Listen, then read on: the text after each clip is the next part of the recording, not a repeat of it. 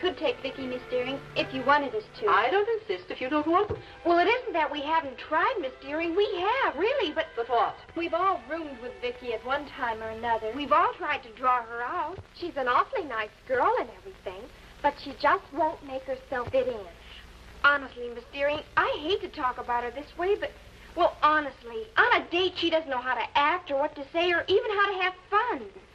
Whatever the answer is, it's too late now. Graduation is Tuesday. If you don't want to invite Victoria tonight, I won't ask you to. Run along now. Oh, and don't forget to sign out when you leave. Yes, Miss Dearing. What are you going to wear tonight? The red dress. Hey, wait a minute. Come on, Joanne. Okay. What are you wearing? Wait. This dress. I haven't seen it if it is.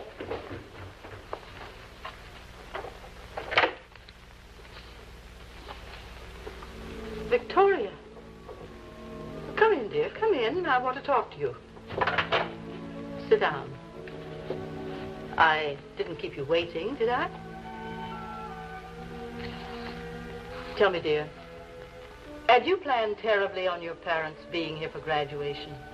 Well, they wrote me last week. They promised that... I'm afraid, dear, they won't be able to make it. Oh, here, you may read it. Doesn't matter. Don't you want to read it? I've seen them before. It doesn't matter. I know it does, Vicky. These past 4 years here haven't been very happy ones for you, dear, have they? It's been all right. I guess maybe I just didn't fit in, that's all. Oh, but you have, dear. You fitted in splendidly. You don't have to say that, Miss Dearing. I heard what they said about me. Are they right, Miss Dearing? Is there something wrong with me? No, dear, there's nothing wrong. Tell me, what are you planning to do tonight? You know, go for a walk, maybe. Down by the wharf. Why do you always go there? Just like it. I can go down there and read and watch the fishing boats come in. Well, I suppose if you like it so much. Don't stay late. I won't.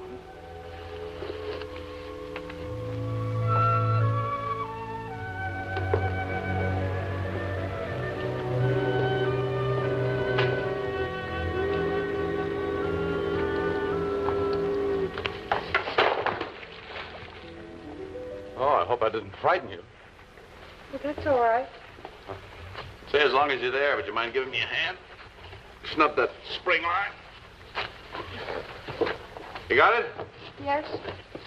Yeah, it's a good thing you came along. I don't think I could have made it alone.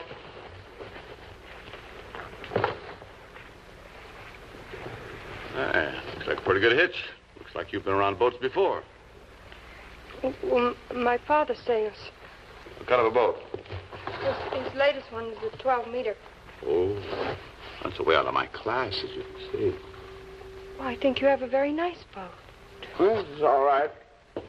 Old and slow and ugly, but she's good in a blow. Oh, I forgot. You were carrying a book. It fell, didn't it? Oh, that doesn't matter. Well, maybe I can replace it for you. Oh, no, you don't have to do that. Oh, yes, I do. Now, what was it? It was a book of poems by Elizabeth Barrett Browning. Oh, Elizabeth Browning. Well, we certainly can't let you do without her. I think I've got a copy of the cabin. It belonged to my wife. I'll get it. Say, tell me, what's a little girl doing alone on a deserted wharf reading Elizabeth Browning? Well, I'm just from the school up there at Lowell Hall. I just come down here to read. Well, I can see why you would, but it's getting dark. Did they leave you out like this? No, not usually, but tonight's a date night, and they let us stay out longer. Well, why aren't you dating? I just like to come down here. You know, you're smart. Why waste a whole evening when you can spend it better here with our friend, Mrs. Browning? As long as you haven't got anything to do, would you like to have a bite with me? Oh, no, I couldn't do that. Thank you very much, though. I've got a raft of sandwiches in the cabin. A thermos jug full of hot coffee. You drink coffee? Fine. I'll go below and get everything. Well, and while I'm there, I'll find Mrs. Browning. She can join us, too.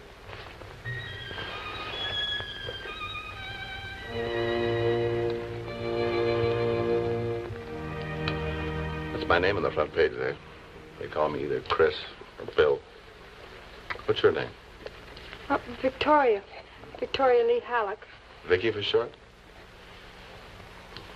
Why don't you try another one of those chicken sandwiches? I couldn't. I'm stuffed. And how about pouring some more coffee? Well, you do it. I might spill it or something. Oh, nonsense. You're the hostess. You pour. I'm tired. Besides, I want to be waited on. I came up from Marblehead this morning. No wind, heavy swell. Where are you going? This is the end of the line. I'm selling the boat. Oh. And then? I don't know. I don't seem to think very far ahead these days. How about it?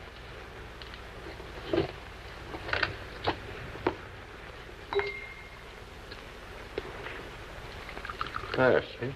No trouble. You're having fun?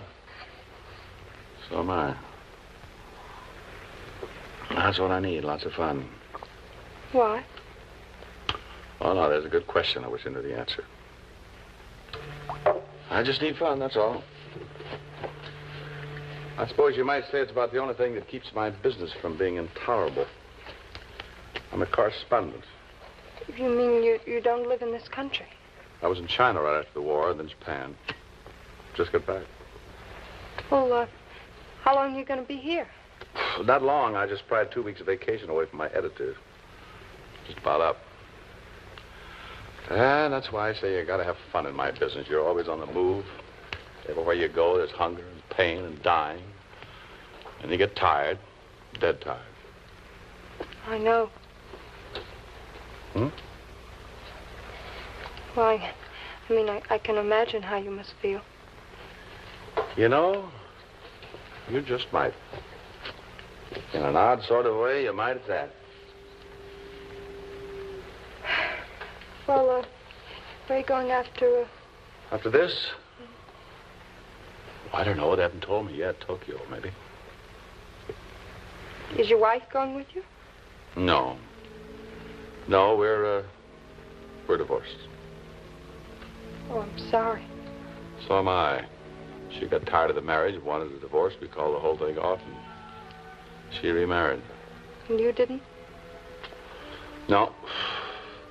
That was our boat. We used to sail a lot on there. Used to live right here, practically. Oh, I guess that's why I kept the boat. And now you're selling it. Mm-hmm. But when it means so much? I suppose that's why I'm selling it. It means too much.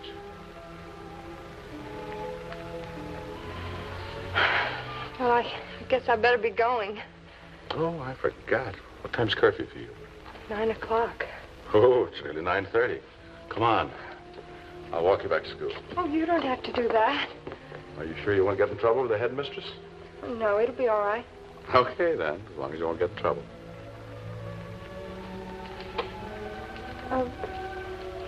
Will you be here tomorrow? Sure. You never get finished working on a boat. If you're not doing anything, drop down tomorrow and give me a hand. I think you had better go, though, now, before it gets too late. Yes, I guess I better. But I'll be down tomorrow. Good. You won't go away, will you? No, I promise. Bye. Bye-bye.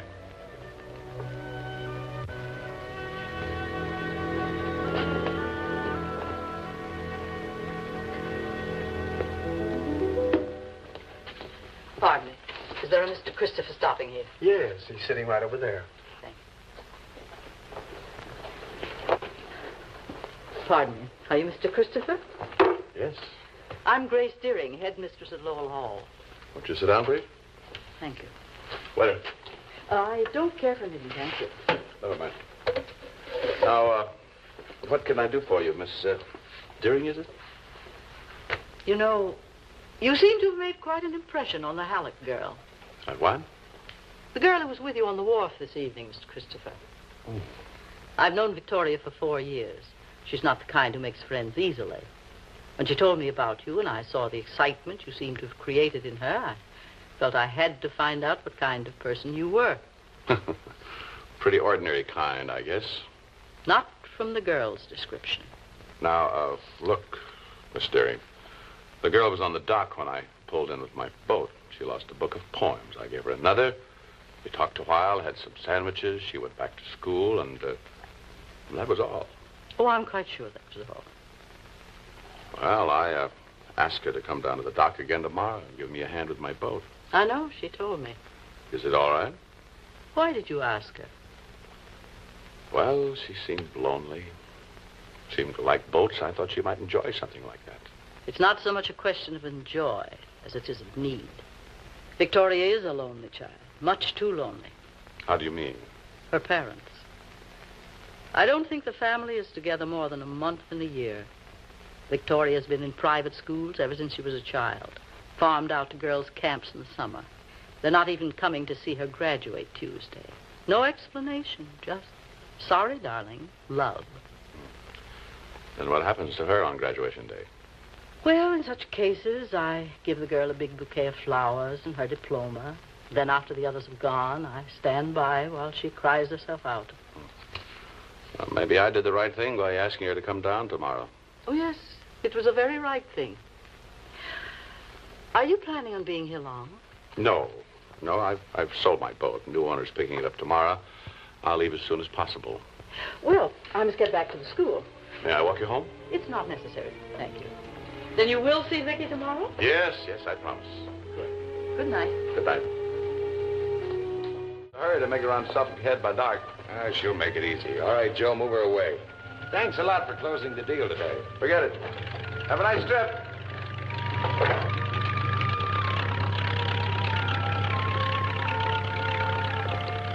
Well, that's that. You're a big help today, Vicky. I'd have never gotten her ready without you. Chris, Mm-hmm. do you feel awfully bad about it? No. I've been trying to get rid of her for a long time. Bergman made me a good offer. But you can't hang on to things. I guess not. It's all right, Vicky. Really.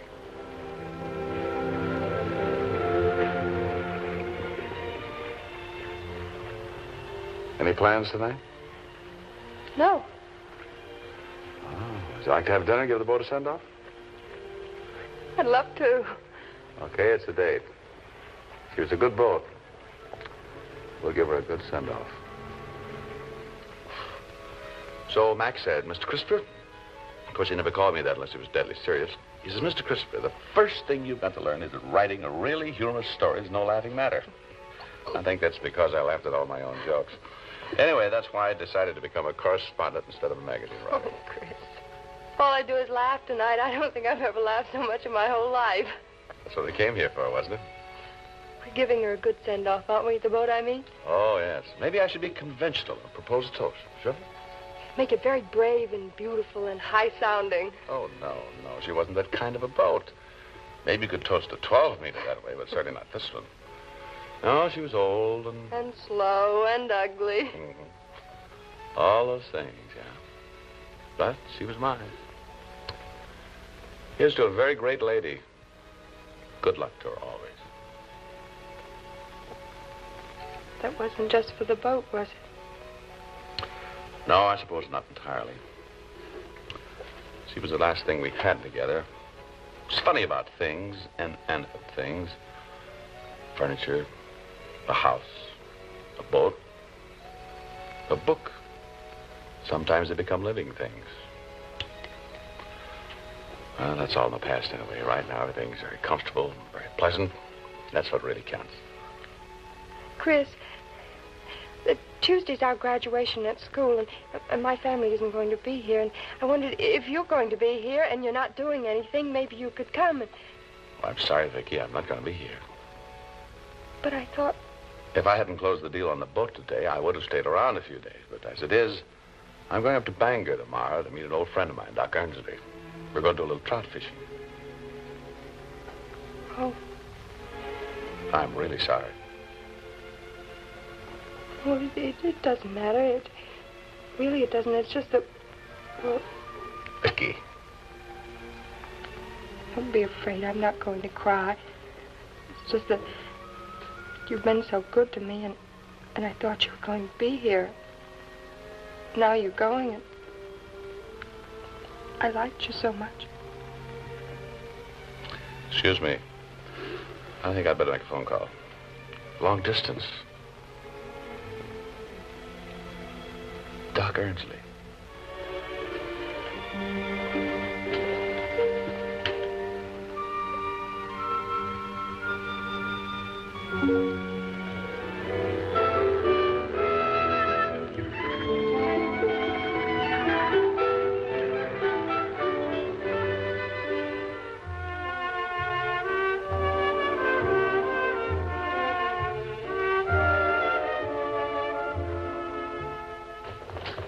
You know, I bet I can get a cord around 4:30, and then I could borrow a racket from one of the girls for you. No, this is one thing I'm passing up. The promise tonight, I'm supposed to keep you busy practically every dance. Not practically every. That's what I mean, all that stamina. I'm about 20 years slower, older, and less dashing than you. 20 years. You make it sound so old. And it is old. Well, if I had married at 20, you could be my daughter. You may think of it that way, but I don't. How do you think of it? Oh. As if you were my... Your grandfather. Now, dear, if I'm going to the prom tonight, there are a lot of other things I've got to tend to first, like maybe taking a nap. So you be good, run along, and I'll pick you up at 8:30 sharp. Be on time. Mm-hmm. Bye-bye. Bye.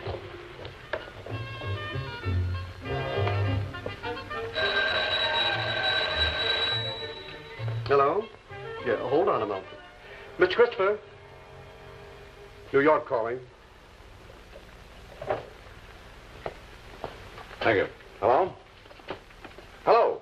Oh, Ed, now. What's the matter, Ed? What? No, I can't come, Ed. No, Oh, come on, can't you stall him a few days? Give me a break. Well, All right. When do you want me? Well, there's a train out of here in a little over half an hour. I suppose I could get that one. All right. Yeah, thanks. Thanks for nothing. Clerk. Yes, sir? Would you see if you can get me seated on that 9 o'clock train for New York? Yes, sir.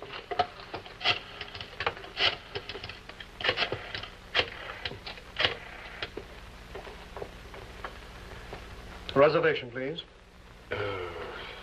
Line's busy. Would you mind trying it for me while I go upstairs and pack 334? Yes, sir. I'm sorry, sir. That number's been busy right along. Oh. I'll try it once more.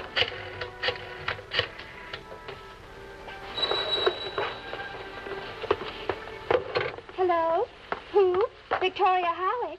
Well, I don't think so. She isn't around. Well, is Miss Deering anywhere around? No, she's taking care of the prom arrangements.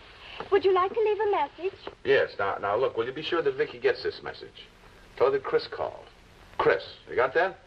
Tell her I just received a very important call from my home office, and I've only got a few minutes to catch a train. And I can't come to the prom. Tell her how sorry I am, and that I'll explain later. Now, will you be sure that Vicky gets the message? Oh, sure. I'd be glad to give it to her. Goodbye, and thank you.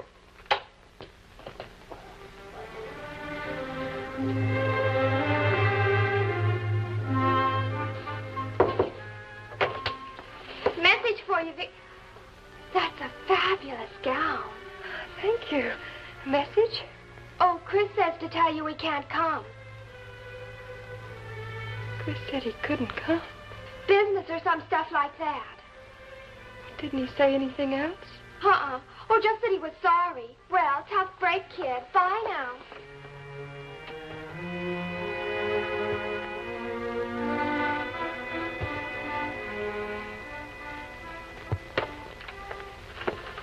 Oh, Hello, Miss Deering. that was a pretty disappointed child you didn't take to the prom last night. I'm very sorry. There was something wrong with my papers, and I had to go back to New York to get them straightened out. I couldn't get her on the phone, so I dropped in here. Of course, it wasn't your fault. You're here now. That's the important thing. Well, at least for 24 hours. I promised Vicky I'd be here for her graduation. Was she disappointed with my message last night? She understood. First love, Mr. Christopher. A strange thing.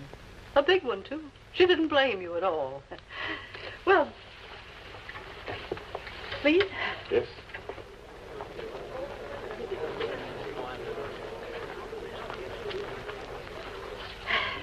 And now, as I call the name of each graduate, she will come to the center of the platform and receive her diploma in the presence of her parents and friends.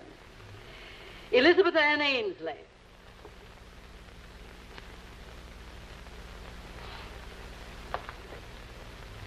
Carol Frances Adams.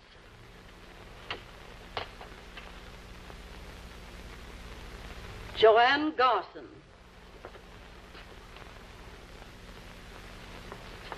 Victoria Lee Halleck.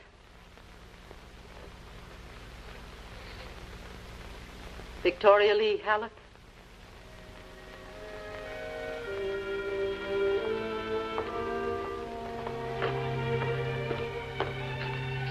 Mary Jane Hunter.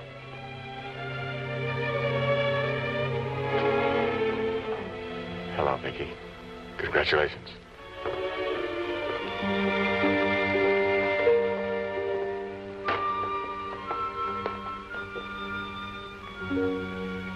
Well, I knew you had a reason, a good one. And you came back anyway. That's all that matters. Well, I had to. We don't have very much time, do we? No, not much. It goes so fast. It always does. Well, I've been through this 1,000 times. Goodbyes at home, at the station, docks and embarkation points. It's always the same. You never really get used to it. But tonight, it's as though it were happening for the first time.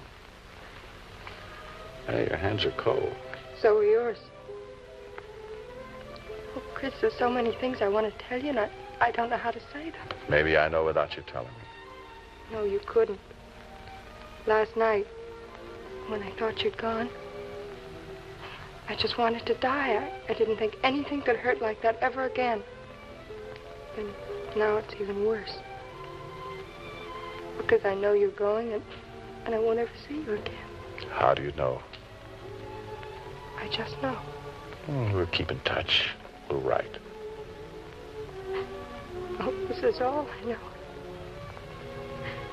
Oh, Chris, I want to tell you. Don't have to tell me. I think I understand. Do you? Your eyes, your face, they talk for you. Chris, I owe you so much. Do you mind my loving you? Mind? Victoria, let's not be humble about this. You don't owe me anything. I'm the one who owes you. You've done so much for me, I just can't say or explain. Ever since the divorce, it's been like I was dead. I never felt anything, not even pain. But these past few days, just knowing you and being with you, it's like something inside me has started to live again. And I'm grateful. Because somehow the past is going out of me. I owe you so much, Vicky.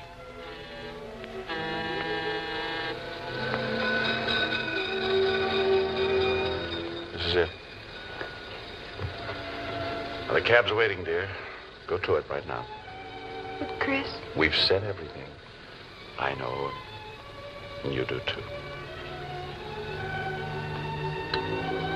Goodbye, Victoria.